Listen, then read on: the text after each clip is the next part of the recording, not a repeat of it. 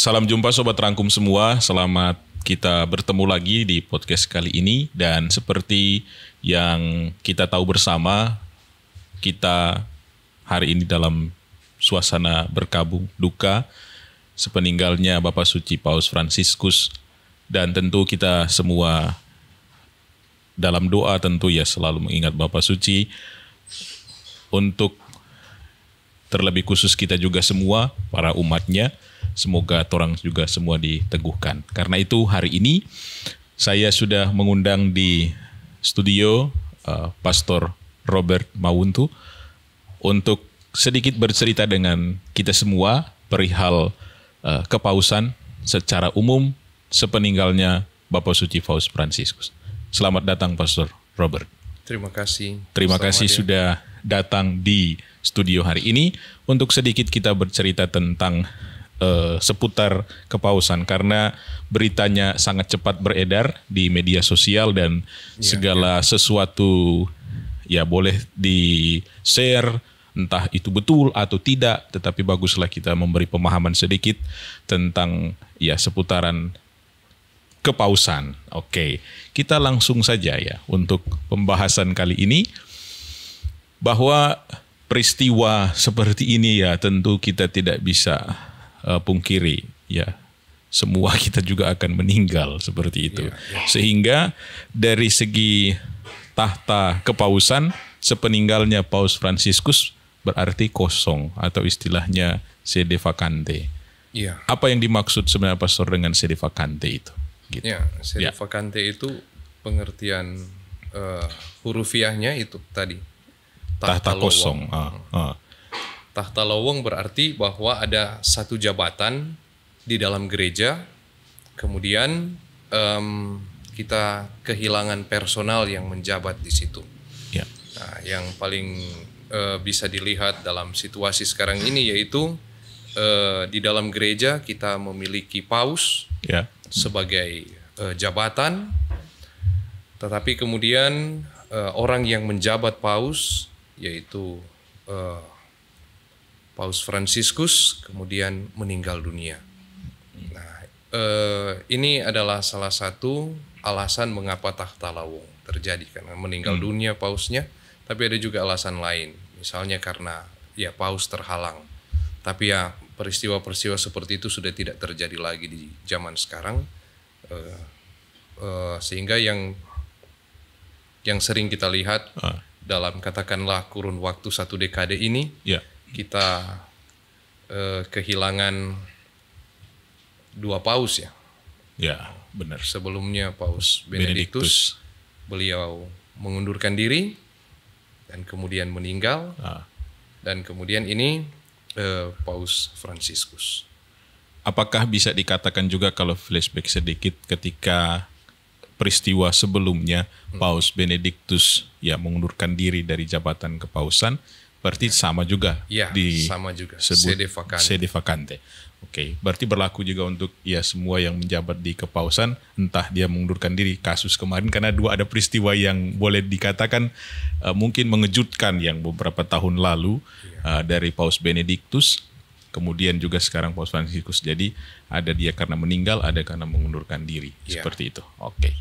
Baik, Pastor. Yang berikutnya tentu ada konsekuensi yang dimunculkan dari peristiwa ini atau dari tahta kosong ini. Salah satunya mungkin dari konsekuensi hukum atau liturgisnya dari peristiwa ini seperti apa? Tentu pasti akan berpengaruh ya. Ya, saya mulai dengan konsekuensi liturgis kan. Biasanya di doa syukur agung sebagai tanda kesatuan kita sebagai gereja universal, kita akan menyebut nama Bapa Suci yang menjabat. Biasanya itu. seperti biasanya. Di dalam doa syukur agung ada rumusan. Nah, ketika tahta lowong, dalam hal ini Bapa Suci kita meninggal, maka bagian yang menyebutkan Bapa Suci itu dihilangkan sampai kita memiliki Bapa Suci yang baru. Berarti ketika bagian itu dilewatkan langsung pada bagian uskup, menyebut uskup, nama uskup diosesan. Oh iya. Ordinaris di wilayah tersebut. Itu konsekuensi liturgisnya ya? Konsekuensi liturgis. Kalau konsekuensi hukumnya, ketika tahta lowong, maka kita kehilangan orang yang menjabat paus. Itu berarti tugas-tugas penting di dalam jabatan kepausan itu harus menunggu sampai terpilih paus yang baru. Artinya bahwa selama masa menunggu itu, selama tahta lowong itu, keputusan-keputusan yang berkonsekuensi yuridis tidak boleh diambil oleh siapapun. Gitu, dalam gereja, termasuk para pemimpin-pemimpin yang berada di Kuria Roma. Gitu. Nah, dalam konteks itu, ketika seorang paus meninggal atau sede vacante, maka praktisnya tidak ada keputusan substansial yang bisa dibuat sebelum terpilih paus baru. Nah, mana keputusan substansial itu? Antara lain soal penunjukan uskup yang baru, juga kan direservasi untuk tahta suci. Kemudian juga pembentukan dikasteri baru atau memodifikasi dikasteri, itu juga sebenarnya ranahnya ada di tahta suci, di jabatan paus itu. Atau juga keputusan-keputusan penting yang ada di tingkat kongregasi atau bahkan sampai ke sekretariat negara. Seperti itu. Itu harus menunggu kita memilih atau mendapatkan paus yang baru. Seperti itu tuh saya pikir konsekuensi yuridisnya itu ada di hukum kanonik. Kalau saya tidak salah ingat di nomor di pasal 150 ke atas. Ya. Oke. Jadi tentu semua konsekuensi ya bisa diatasi dalam arti biarpun posisi tahta kosong, tetapi roda pemerintahan gereja universal itu tetap jalan. Nah, pertanyaan saya, siapa yang akan menjalankan itu? Artinya ya mungkin tidak sama ya dengan pemerintahan seperti biasa, ada yang PLT atau apa seperti itu. Mungkin siapa itu pastor yang biasa menjalankan itu? Nah, yang paling penting yang harus berjalan pertama-tama tentu adalah urusan rumah tangga kepausan. Itu harus tetap jalan. Dan itu ada di dalam tanggung jawab Kardinal Camerlengo. Gitu. Dan kemudian yang secara terbatas untuk urusan eksternal, itulah satu kantor juga di kepausan. Kalau saya tidak salah ingat, penitensia major. Mereka yang nantinya akan menata, mengorganisir tentang konklav pemilihan paus baru nanti.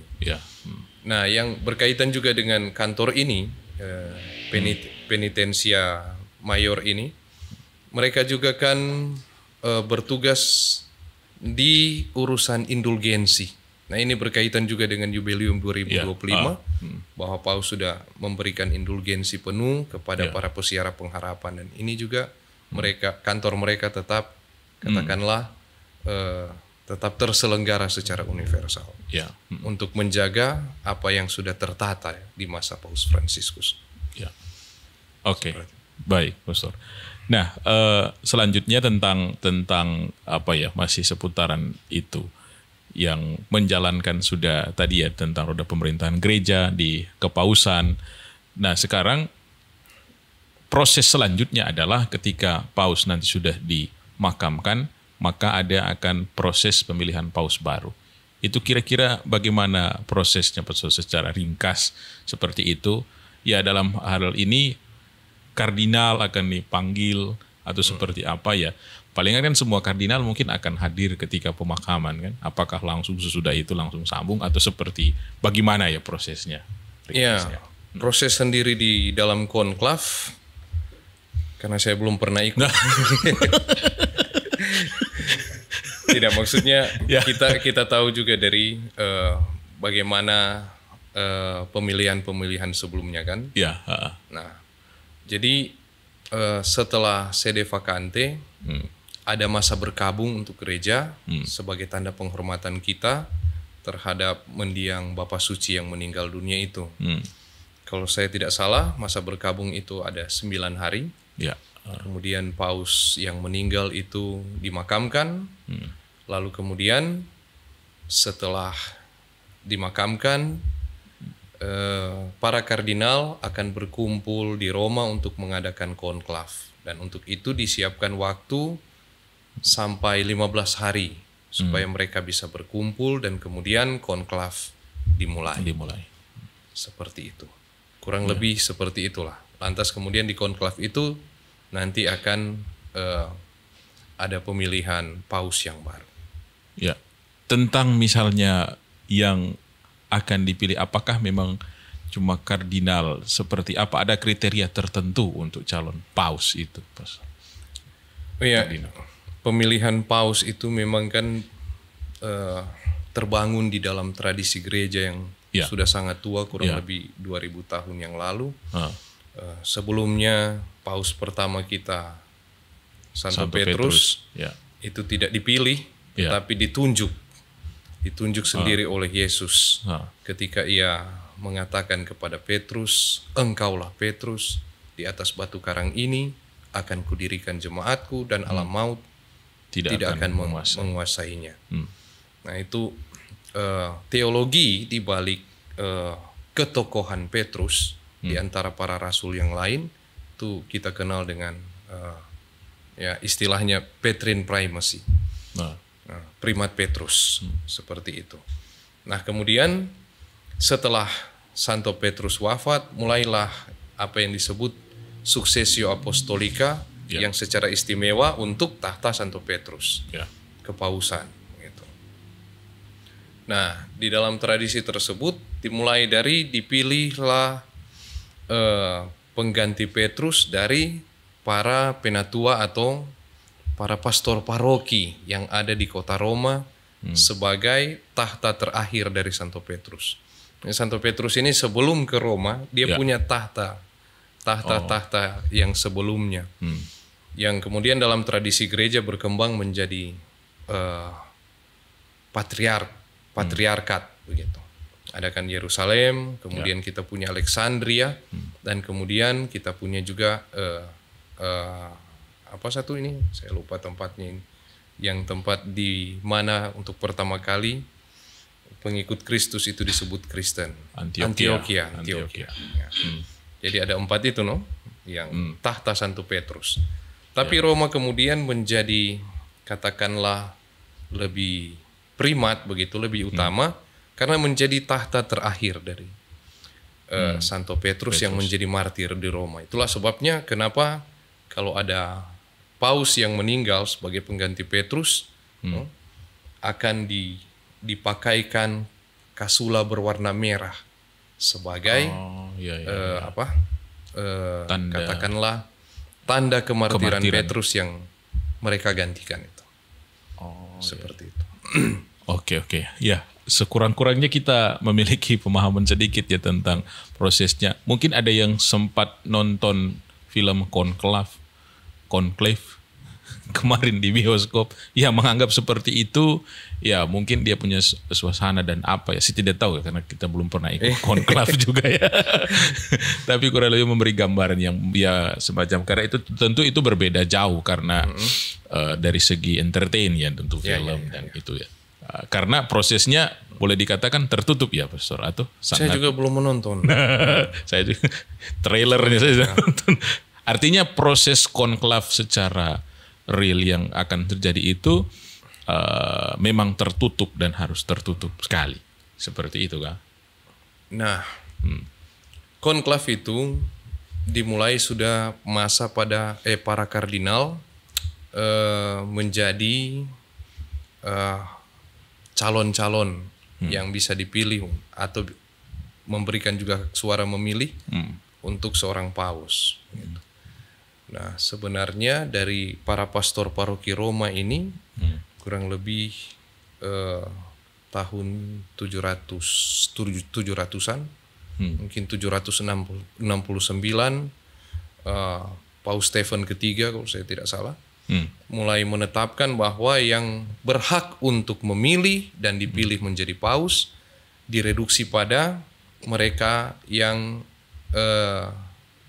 bertopi merah begitu. Itulah para kardinal. Kardinal ini juga sebenarnya adalah para prelat-prelat yang membantu paus di dalam tugas pastoral, tugas kegembalaan beliau. Ya katakanlah waktu itu gereja masih sebesar Eropa waktu itu, sehingga calon-calonnya juga para kardinal itu adalah kardinal-kardinal Eropa. Nah, kemudian lambat laun para kardinal ini menjadi para pangeran-pangeran gereja yang kemudian berhak memilih dan dipilih untuk menjadi paus, sehingga tidak lagi seperti memilih yang pastor paroki Roma. Tapi para kardinal juga dianggap sebagai para pastor-pastor paroki Roma. Karena itu sampai sekarang ada tradisi bahwa setiap orang yang diangkat menjadi kardinal, mereka akan diberikan satu gereja kehormatan di Roma. Sehingga kalau mereka berkunjung ke Bapa Suci di Roma, mereka wajib merayakan misa di gereja tersebut. Oh gitu. Simbolisasi saja. Nah kemudian tentang tadi kan konklav. Konklav itu berasal dari dua kata bahasa Latin, cum clave, dengan kunci begitu. Nah karena kurang lebih abad ke-13 tahun 1271 kalau tidak salah, ketika Paus Clemens keempat wafat, para kardinal datang ke Roma, dan waktu itu Roma tidak aman, maka dipindahkan ke Viterbo. Gitu. Mereka membuat pemilihan di Viterbo. Tetapi ya mungkin lucu juga atau bagaimana, 3 tahun mereka datang berkumpul untuk memilih paus, selama 3 tahun tidak ada yang terpilih. Karena itu masyarakat Viterbo yang juga mulai jenuh, jengkel karena harus memberi makan kepada para kardinal ini. Akhirnya mereka membuat keputusan untuk mengunci para kardinal di ruang pemilihan itu, dan hanya mengeluarkan mereka untuk istirahat malam saja. Makan itu diantar di dalam situ, dikasih masuk, dan makannya itu diukur-ukur supaya mereka tersiksa begitu dan cepat memilih paus. Dan kemudian setelah terpilih Paus Gregorius ke-10 kalau tidak salah, beliau kemudian menjadikan kebiasaan ini sebagai undang-undang hukum, dan kemudian diresmikan di dalam konsili tahun 1274 tidak salah. Sehingga mulai itulah maka konklav itu menjadi tempat, menjadi sarana di mana para kardinal dikunci dan kemudian memilih paus secara katakanlah internal mereka. Tidak ada gangguan dari luar lagi, intervensi dari luar. Seperti itu supaya mereka bisa cepat menyelesaikan, cepat memilih pemimpin gereja yang baru, sehingga gereja bisa berkarya lagi sebagaimana biasanya. Mungkin sepanjang perjalanan sejarah pemilihan paus itu yang paling lama ya, 3 tahun. Ya, itu yang kita baru dengar soalnya, baru tahu 3 tahun. 3 tahun baru ini. Sehingga sekarang jadi apa ya, semacam hukumnya seperti itu, konklav harus di tempat yang tertutup memang sama sekali, dan semacam memang ya mungkin bisa dikatakan memang fokus hanya mereka para kardinal di dalam. Sekarang konklav itu dibuat di Capella Sistina. Ya. Satu kapel yang dibangun oleh Paus Sixtus ke-5 abad ke-16 dengan gambar yang indah yang adalah karya dari Michelangelo, seniman zaman barok. Dan kemudian di situ mulai berkembang tradisi supaya ada seruan, ada seruan dari ya katakanlah orang yang akan mengunci para kardinal di dalam untuk berseru extra omnes, artinya semua keluar. Jadi semua yang tidak berkepentingan untuk pemilihan paus, semua yang bukan kardinal yang ada di dalam Capella Sixtina harus keluar.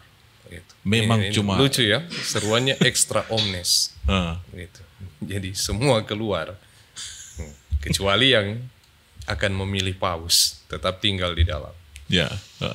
Nah, saya sangka mulai abad modern para kardinal yang dikunci di dalam Capella Sixtina untuk memilih paus, mereka mulai membagi sesi pagi, sesi sore, seperti itu.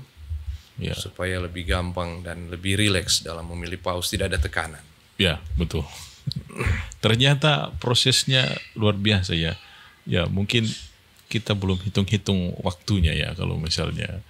Karena itu tentu banyak umat yang akan menunggu di luar ya tentang kapan ini paus, siapa yang akan terpilih menjadi paus. Sehingga di Capella Sixtina itu ada selalu cerobong asap. Nah, itu yang sering umat pertanyakan mungkin. Kalau memang belum terpilih, yang keluar akan asap hitam. Kalau sudah terpilih berarti putih. Itu bagaimana, Profesor? Ada mungkin penjelasan sedikit tentang itu? Nah, sebenarnya yang dijadikan asap itu adalah balot itu, yang kertas suara untuk pemilihan paus. Ya.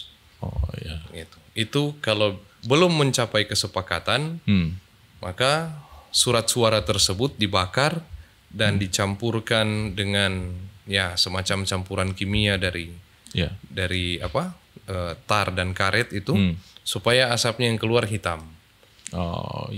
Nah, ketika sudah terpilih, maka yang dibakar adalah surat suara yang memilih paus terpilih tersebut, tetapi tidak dicampurkan campuran kimia lagi, sehingga asapnya adalah asap yang keputih-putihan itu.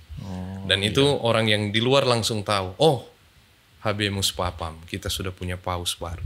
Tinggal menunggu diumumkan. Tetapi dengar-dengar juga sih apa yang terjadi di dalam setelah seorang kardinal terpilih, suaranya mencapai quorum begitu, bahwa dia sebelum diumumkan sudah terpilih menjadi paus, dia harus ditanya dulu. Karena ini bagian dari bagaimana gereja menghargai apa yang Allah berikan kepada masing-masing pribadi, kan? Yaitu kehendak bebas. Jadi seorang kardinal yang terpilih harus ditanya dulu, bersediakah Anda untuk menjadi paus?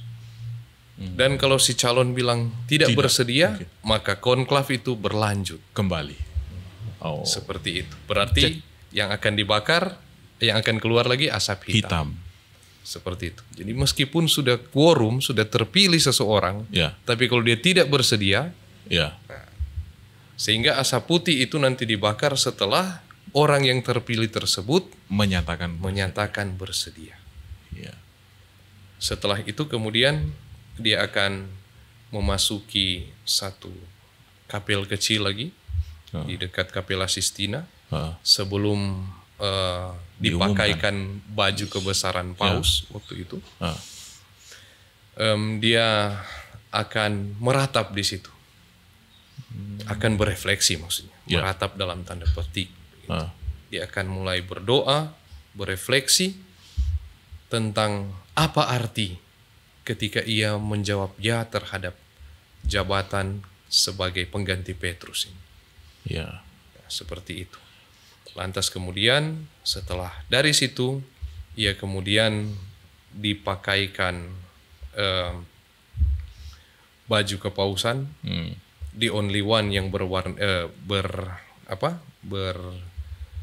berjubah putih. Itu. Kemudian dipakaikan saya lupa namanya, mantul yang berwarna merah itu dengan stola berwarna merah. Dan kemudian bersepatu juga warna merah. Lantas kemudian setelah itu siap untuk diumumkan kepada dunia. Nantinya kardinal protodiakon yang akan mengumumkan. Yang berhak mengumumkan paus yang terpilih itu. Habemus Papam. Ya, sedikit tadi Pastor tentang konklav itu ya. Mungkin seakan-akan proses dan apa semua itu boleh dikatakan manusiawi mungkin dipikir ya, secara secara sederhana dari penjelasan tadi ya. Mungkin yang umat sering lihat, oh ternyata seperti itu ya, asapnya ternyata ada campuran ya, bukan memang dari Roh Kudus ya, atau gitu lah. Artinya bukan terpilih atau bukan diurapi seperti itu ya. Anggapan mungkin yang, karena kan pemilihan paus seperti ini kan ya, kalau memang dia umur panjang terus itu ya memang lama sekali kan, seperti itu. Jadi jarang memunculkan peristiwa seperti ini. Tapi bisa dikatakan Pastor mungkin ya tetap konklav itu, dan jadi dari penjelasan Pastor tetap dalam suasana doa ya, dalam arti refleksi doa ya. Jadi peran Roh Kudus pasti ada, apalagi tadi dikatakan ada kapel kecil sudah terpilih untuk berefleksi penuh. Saya tidak bisa bayangkan apa yang dipikirkan oleh yang terpilih menjadi paus nanti di situ ya. Seperti itu. Oke. Pastor, mungkin pertanyaan terakhir ini menyikapi banyak isu yang beredar, bukan cuma di media sosial, sampai di televisi sudah beredar ya, tentang nama-nama yang seakan-akan menjadi kandidat terkuat menjadi seorang paus begitu. Menurut Pastor sendiri, dari proses konklav seperti ini yang juga di dalamnya memang prosesnya kita tidak tahu seperti apa proses pemilihannya, apakah memang benar digadang-gadang, oh ini calon terkuat untuk menjadi paus begitu? Ya, saya minta tanggapan dari Pastor menyikapi banyak isu atau banyak berita-berita yang memunculkan, oh kardinal ini yang calon terkuat gitu. Kurang lebih ada 8 nama kardinal lah seperti itu. Ya, memang selalu seperti itu ya, apalagi di zaman modern dengan pers yang begitu getol untuk mendapatkan berita. Ya, kita sebagai umat beriman menyikapi saja dengan bijaksana untuk tidak begitu gampang percaya tentang calon-calon ini. Lagian yang terpenting di dalam pemilihan paus yang baru itu adalah bagaimana Roh Kudus berkarya. Kan yang memilih itu bukan sekedar para kardinal yang dikunci itu, tetapi yang teristimewa bagaimana Roh Kudus yang mau menuntun gerejanya ke arah mana. Kalau kita flashback ke Bapak Suci yang meninggal ini, Paus Fransiskus, ketika Paus Benediktus mengundurkan diri, media juga ramai seperti itu. Wah, calon ini, calon itu, ini itu, karena Paus Benediktus adalah dalam tanda petik orang yang konservatif, maka pasti akan begini. Dan waktu itu Kardinal Mario Bergoglio memang tidak sama sekali ada nama dan tidak diberitakan di media. Seperti kata sekarang calon terkuat. Calon terkuat. Akhirnya justru muncul. Beliau yang terpilih. Karena dan beliau juga ketika dia menjadi paus, dia meninggalkan legasi yang luar biasa baik. Meskipun ada riak-riak di sana sini, tetapi beliau itu menampilkan diri sebagai memang gembala universal gereja. Saya ingat waktu beliau datang di Indonesia, dan beliau diterima bukan saja oleh umat Katolik, tetapi diterima dengan hangat karena oleh teman-teman yang beragama lain juga, karena mereka juga sudah kenal, tahu bagaimana Bapak Suci Fransiskus berkiprah teristimewa di soal perdamaian, yang isu yang paling penting waktu itu Israel dan Palestina. Betul. Seperti itu, Jadi kita lihat bagaimana karya Roh Kudus memilih Kardinal Mario Bergoglio kurang lebih 10 tahun yang lalu. Apa yang telah ia buat ternyata memang menunjukkan bahwa gereja dituntun oleh Roh Kudus. Seperti itu. Baik. Mungkin seperti itu ya pembicaraan kita hari ini bersama dengan Pastor Robert seputar kepausan dan sepeninggalnya Paus Fransiskus. Mungkin ada ungkapan pesan untuk umat sepanjang perayaan ini, mungkin berhubungan dengan ajakan dari keuskupan dari kita bersama, dari Pastor Robert, silakan.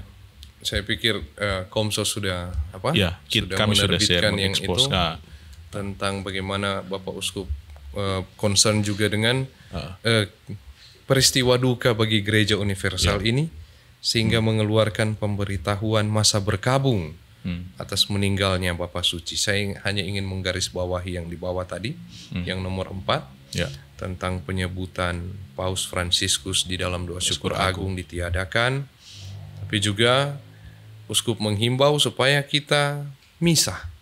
Ya, seluruh umat beriman. Seluruh umat beriman misa dan mendoakan. Karena misa adalah perayaan Kristus dan gereja, dan inilah doa tertinggi untuk kita persembahkan bagi mendiang Paus Fransiskus yang kita cintai ini.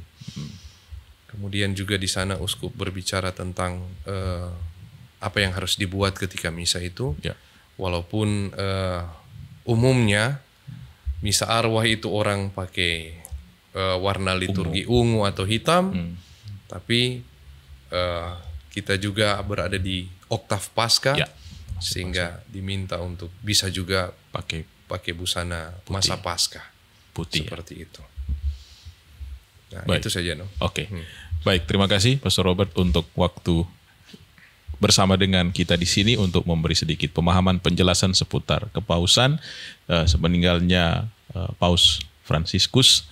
Ya, tentu umat sekalian, tentu kita tetap berdoa sepanjang 9 hari berturut-turut ini. Ya, sepanjang doa tentu kita khususkan untuk Bapa Suci dan juga untuk kita semua umat beriman. Ya, tentu dalam tanda petik pembahasan menanti kehadiran seorang paus yang baru. Jadi tetap teguh dalam iman selalu, ya kita saling mendukung satu sama lain, dan terima kasih banyak untuk kebersamaan kita hari ini. Sampai jumpa.